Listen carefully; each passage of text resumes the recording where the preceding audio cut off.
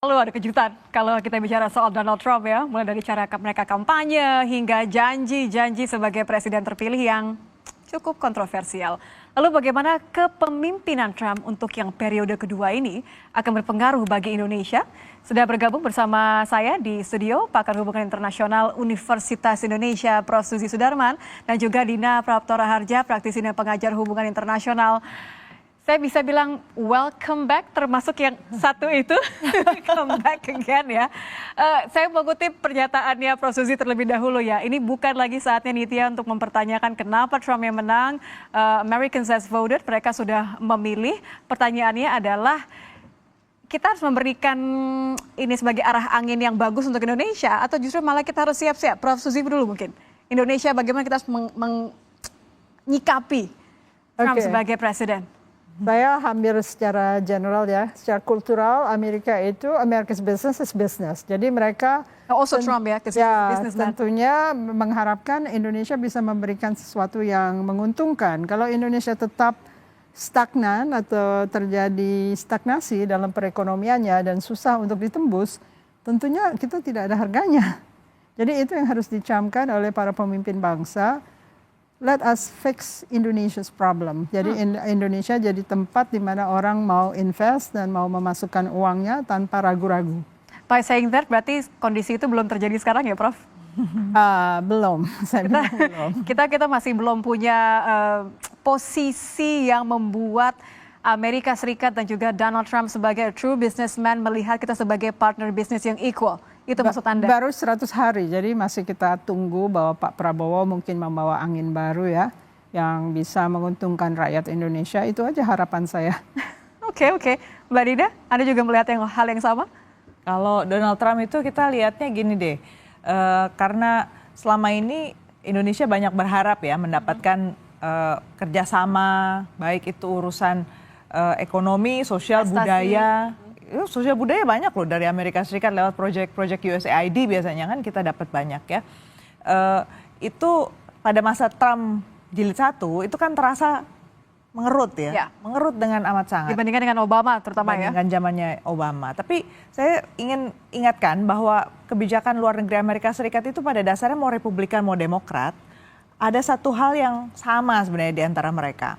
Esensinya itu kembali lagi harus Amerika yang dominan dan dia yang menentukan aturan. Nah, kita nggak terlalu merasakan efek itu pada zaman Obama sebelumnya karena kita masih melihat dunia masih baik-baik saja, kita relatif makmur. Tapi ketika Amerika menghadapi kompetitor yang sangat besar dan sangat mighty buat dia ya, sangat mencemaskan buat Amerika Serikat sampai ekonominya itu dilewati kan oleh si China itu. Baru kita bisa melihat, ternyata kalau Amerika reaktif dan sudah mulai sangat terancam, itu dia bisa bombardir kemana-mana. Nah itu kita rasakan kemarin pas zamannya Trump, sesudah itu dilanjutkan Biden. Zaman Biden apa enaknya kalau kita pikir-pikir ya, karena dunia ini terasa sangat panas, perang besar muncul pada zaman dia, ada Ukraina, dan Rusia, ada Israel dan Hamas. Itu pada zaman Biden, bukan zaman Trump. Jadi dengan kembalinya Trump, kita harus melihat bahwa ini satu episode lain lagi lah di Amerika Serikat. Episode lain atau ini sebenarnya adalah episode lanjutan gitu kan, tersanjung 16 gitu. Ini akan seperti itu atau justru malah langkahnya akan diambil berbeda nih oleh seorang Trump? Gini, kalau dari segi konteks itu kan nggak mudah diubah oleh satu orang saja ya. Jadi kemungkinan besar masih ada hal-hal yang akan menetap dan relatif berat untuk langsung diubah oleh Donald Trump. Apalagi dia itu cenderung orang yang short term. Yang penting dalam jangka dekat dia dapat good results dan dia kelihatan punya kredit untuk itu, mendapatkan pujian karena masuk TikTok ya itu. Ada TikTok, ada investasi besar akan masuk ke Amerika, itu yang dia usahakan. Jadi di depan misalnya dia bilang anti imigran, di sekelilingnya ternyata imigran semua ya kan, orang-orang yang dinaturalisasi seperti Marco Rubio, menteri luar negeri dia kan keturunan Kuba. Kemudian Elon Musk ya kan itu juga imigran. Kemudian ada menteri, satu lagi menteri apa? Menteri Labor kalau saya nggak salah ingat ya. Itu juga bukan asli dari Amerika Serikat, dan dia sendiri tentu backgroundnya juga bukan. Jadi kita bisa lihat bahwa investasi asing yang masuk pun ternyata lebih banyak dari luar Amerika kan. Jadi satu pertanyaan fundamental, kita harus hati-hati juga mencermati statement Trump, tidak menelan mentah-mentah bahwa ini semata-mata untuk apa ya? Make America Great Make Again. America Great Again dengan cara yang kita khawatirkan. Kita harus lihat objektifnya lah. Situasi di sana itu juga sedang tidak baik-baik saja juga. Saya ingin mengajak Anda untuk sedikit melihat ini juga menjadi perbincangan ya, terutama bagi Indonesia yang termasuk dalam ASEAN gitu. Dalam sidang konfirmasi Senat, Senator Tammy Duckworth mencecar ya. Kita sama-sama tercengang ketika hal ini terjadi. Ketika Tammy ini mencecar calon Menteri Pertahanan terkait dengan ASEAN. Dia bahkan agak sedikit tampak bingung di luar bahwa dugaan salah dengar atau dugaan yang lain-lain ya. Tapi calon Menhan ini malah menyebut kalau negara di luar ASEAN ini, ya negara-negara di luar ASEAN. Kita akan dengarkan terlebih dahulu bagaimana suasana ketika senator mencecar calon Menteri Pertahanan.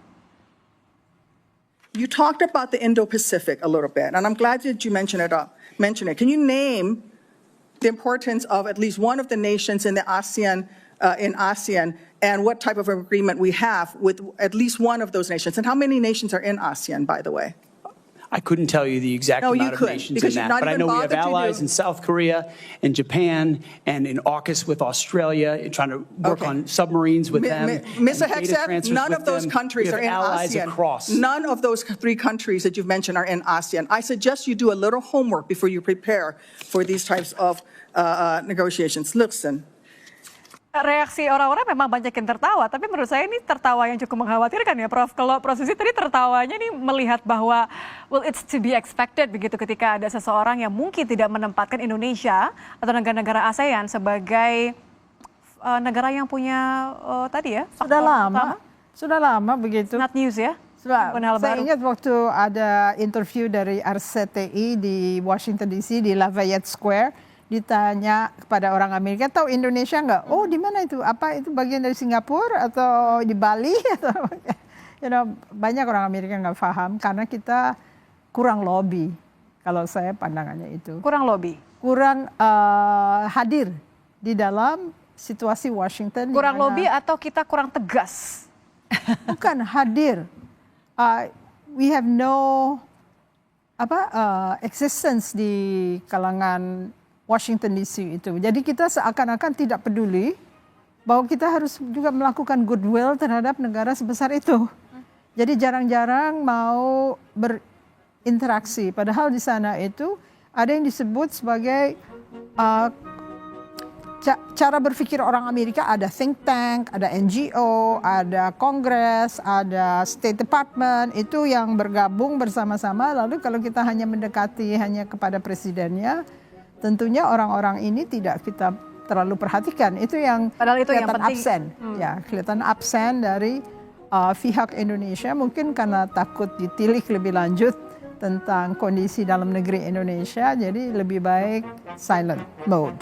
Padahal sebetulnya dengan demikian orang Amerika nggak kenal, kecuali kenal Bali misalnya. Ya, Karena Bali culture mereka ya suka artinya ya, budaya-budaya datang. kita.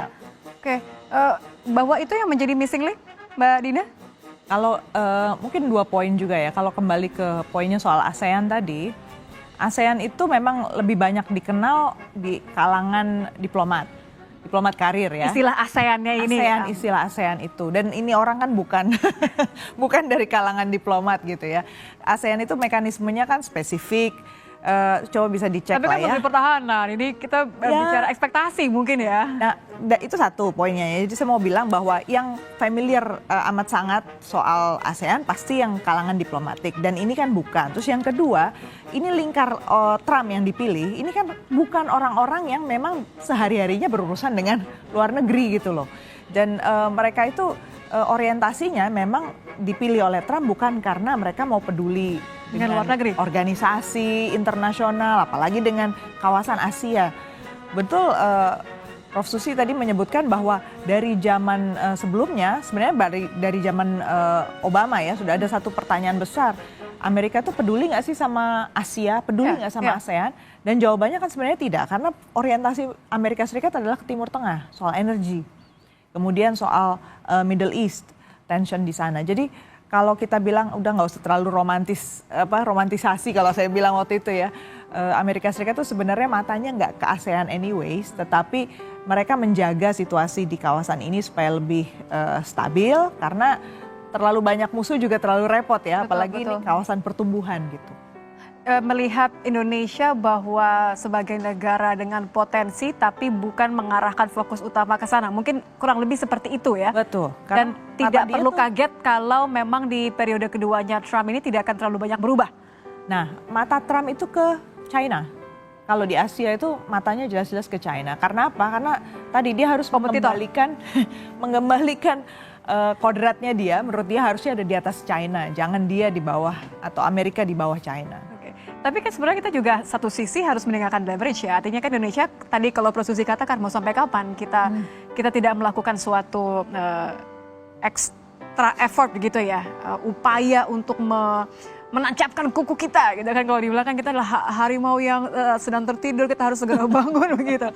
Kalau langkah terdekat saja, karena kita juga masih menanti sebenarnya bagaimana Presiden Prabowo dalam 100 harinya banyak ekspektasinya. Tapi bagaimana dengan hubungan luar negerinya? Apa yang sebenarnya bisa menjadi modal seorang Prabowo Subianto ini sebagai presiden untuk menjembatani tadi? Mungkin tidak langsung berhasil ya, tapi paling tidak modalnya apa? Kalau menurut saya dari segi Amerika itu jangan dilihat sebagai satu blok ya, satu hal yang besar terus langsung harus secara blanket kita, maksudnya jadi satu kesatuan gitu kita bahas gitu. Amerika Serikat dalam pimpinan Donald Trump itu berusaha untuk mencari poin-poin tadi quick wins juga untuk dia. Apa yang dalam jangka waktu dekat dia bisa klaim sebagai keberhasilannya dia. Karena konteks hari ini situasinya itu jauh lebih tidak pasti dibandingkan 4 tahun lalu ketika dia menjadi presiden. Jadi kalau dulu dia situasi masih relatif stabil dan ekonomi relatif bisa terprediksi, dia punya action secara bisnis, itu relatif mudah diprediksi kapan baliknya. Kalau sekarang kan enggak. Dan banyak hal yang ditinggalkan oleh Biden itu cukup carut-marut di luar sana. PR lagi tambahan. PR lagi. Jadi kalau kita melihat Donald Trump, jangan dilihat sebagai sesuatu yang overwhelming dan berlebihan besarnya. Kita pecah-pecah gitu menjadi bagian-bagian apa sih yang sebenarnya bisa kita jadikan poin leverage atau poin daya tawar lah dengan Amerika Serikat. Harus dipecah menjadi satu-satu seperti itu. Pintu masuknya di mana, Prof. Susi, kalau Anda lihat? Trump menyebutkan beberapa kali dia menerima istrinya Shinzo Abe. Dia bangga sekali dengan hubungannya dengan Abe, karena Abe begitu Trump menang pertama kali menjanjikan investasi besar. Jadi itu yang diingat. Lalu waktu dia pers interview pertama yang komprehensif, dia menghadirkan seorang yang orang Timur Tengah namanya Hussein yang akan memasukkan uang 20 miliar dolar. Jadi kita harus melihat bahwa harus ada strategic gifts ya. Apakah gifts itu dalam bentuk porsi uang, investasi atau security. Kita sama sekali nggak menghadirkan apa saja yang diinginkan gitu, yang akan mengetuk hati Amerika bahwa kamu itu our strategic partners, karena dia masuk ke dalam era ini dengan strategic competitiveness sebagai tema. Jadi kalau misalnya kita tidak bisa memenuhi agenda dia, tentunya kita tidak akan terregister dalam benak dia. Tidak diingat begitu ya? Tidak dianggap sebagai... Jadi harus diingat juga, beberapa kali Presiden Indonesia datang ke Amerika, nggak ada state dinners. Kalau Singapura aja diterima state dinners. State dinners di mana semua petinggi-petinggi Amerika datang, diundang di White House ya. Kemarin yang mengundang Presiden Prabowo adalah Yusindo. Mengundang juga Blinken pada saat itu, tapi bukan Presiden Biden. Dan ini menunjukkan level yang berbeda ya, jelas berbeda. Kita harus mulai sadar bahwa we have to work hard to reach our goals, karena kayaknya ada gap budaya ya. Budaya bahwa kita merasa diri kita besar, sehingga kita nggak harus kulonwon kepada orang atau sembah sungkem kepada orang. Dan Amerika tuntutannya tetap sama dari dulu sampai sekarang. Ya, business is America's primacy. Tapi memang mesti hati-hati juga ya kita bicara transaksi ini. Karena menarik tadi istilah strategic gifts, which is harus dihitung ya Mbak Susi, harus dihitung betul-betul pas. Karena kalau kita give in too much dalam permainan ini, kita juga bisa melupakan karakter kita, agenda kita gitu kan. Kita terbawa dalam langgamnya dia, dalam irama yang dia mainkan. Itu yang harus kita hati-hati. Apalagi dia udah tempatkan itu di gambar itu kan kelihatan tuh semua bisnis mogul yang diundang ya. Itu semua yang ada di depan kita yang kita pegang, ada di HP, ada di komputer kita kan. Di sekeliling kita movie yang kita tonton itu semua mogulnya ada di situ. Beli buku di Amazon. Buku di Amazon ya kan. Jadi kalau sisi itu kita harus katakan bahwa Indonesia mungkin memang masih emerging lah. Kita benar-benar masih pemain. Tetapi kita itu bagian dari supply chain yang penting. Salah satunya misalnya market. Jadi kita harus tentukan nilai lebih kita tuh di mana di situ. Lalu yang kedua filosofi kita terhadap market sebenarnya orang itu kan harus berbaik-baik, nggak bisa langsung hantam-hantam saja terhadap. Karena Amerika bukan negara yang kita bisa abaikan saja gitu kan, kurang lebih kita tetap harus treat tadi ya begitu ya. Betul. Dan kalau pebisnis yang sejati itu kan sebenarnya dia harus menjaga relasi baik dengan sebanyak-banyaknya orang kan. Ini menaruh sebanyak mungkin kaki dan tangan gitu. Nah yang diciptakan oleh Trump nih sesuatu yang agak beda nih gitu. Oke. Kita masih akan kembali lagi di laporan khusus pelantikan Presiden Amerika Serikat Donald Trump masih di Kompas TV. Kita akan lihat, kita akan baca juga bagaimana dampaknya kepada ekonomi Indonesia usai jeda saudara.